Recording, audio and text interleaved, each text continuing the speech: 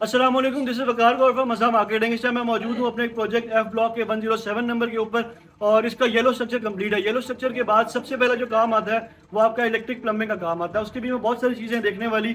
सबसे बेसिक जो चीज़ है वो आपका लेवल है कि आप लोगों ने किस तरह से अपना लेवल निकालना है और लेवल निकाल के किस तरह से आप लोगों ने सारे के सारे पॉइंट्स मार्क करने हैं ताकि आप लोगों की जितनी भी अम्यूनिटीज़ हैं, जितने भी इलेक्ट्रिकल बॉक्स हैं, वो सारे के सारे एक लेवल के ऊपर आए। तो ये हमने लेजर लेवल लगा के एक बेसिक पॉइंट निकाल लिया। यहाँ से हम लोग अब पॉइंट्स निकालेंगे इसके ऊपर। अब जिस तरह से इस घर की मैं बात करूँ तो इस घर का ये सामने ड्राइंग डाइनिंग आ रहा है, ठीक है। ये ड्राइंग रूम आ रहा है इसका, और देखिए इसकी स्लैब के बीच में कोई भी बीम नहीं दिया गया, सारे के सारे कंसील बीम है इसके बीच में और बिल्कुल प्लेन चाहता है क्योंकि हम लोगों ने एक सीलिंग करनी थी और एक ही पेज के बीच में जाना था। इसके साथ साथ डबल हाइटेड घर प्लान हुआ है। अगर आप देखिए डबल हाइटेड लॉबी है इसकी, यहाँ से स्टेयरकेस जाएगा इसका यहाँ पे, और इसकी जो अपस्टेयर्स है वो अपस्टेयर्स सेपरेट है। इस घर की मैं बात करूं तो इस घर के ऊपर इस टाइम तक 85 लाख रुपीस लग चुके हैं और बहुत हुआ तो 18 से 20 लाख इसके ऊपर और लगेंगे। 1 करोड़ 3 से 1 करोड़ 5 लाख के बीच में इस 10 मरला का ग्रे स्ट्रक्चर कंप्लीट हो जाएगा। हम लोग परसेंटेज के ऊपर काम करते हैं, जो एक्चुअल कॉस्ट आती है इसके ऊपर हम लोग अपनी सर्विसेज की परसेंटेज चार्ज कर रहे होते हैं। बहुत सारी चीजें होती हैं ग्रे स्ट्रक्चर में देखने वाली। आपको इसका येलो स्ट्रक्चर कंप्लीट हो चुका है। इसके बाद सबसे जो इंपॉर्टेंट पॉइंट है वो इलेक्ट्रिक प्लम्बिंग का पॉइंट है।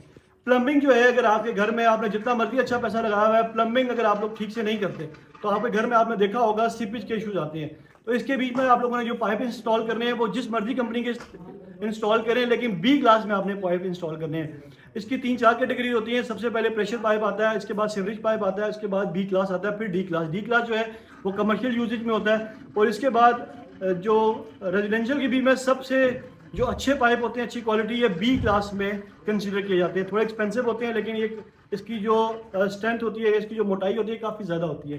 ये छोटे छोटे जो पॉइंट्स होते हैं आप लोगों ने ग्रे स्ट्रक्चर के बीच में देखने होते हैं। अगर आप लोग अच्छा पैसा भी लगाते हैं घर के ऊपर, अच्छी कंस्ट्रक्शन भी कराते हैं, लेकिन आपके घर में कहीं पर लीकेजेस आती हैं तो आप लोगों की जितनी भी कंस्ट्रक्शन है वो सारी सरस ज़ाया हो जाती है। इसके साथ मैं बात करूँ इस घर की सीपेज से बचने के लिए जो हमने पहले स्ट्रक्चर के बीच में ट्रीटमेंट की, ये प्लंथ बीम के ऊपर हमने डीपीसी करके मेम्ब्रेन शीट इंस्टॉल की। पूरे के पूरे घर के अंदर आपको नजर आएगी। असल मार्केटिंग में सारे के सारे प्रोजेक्ट्स में आपको ये चीज़ें मिलेंगी।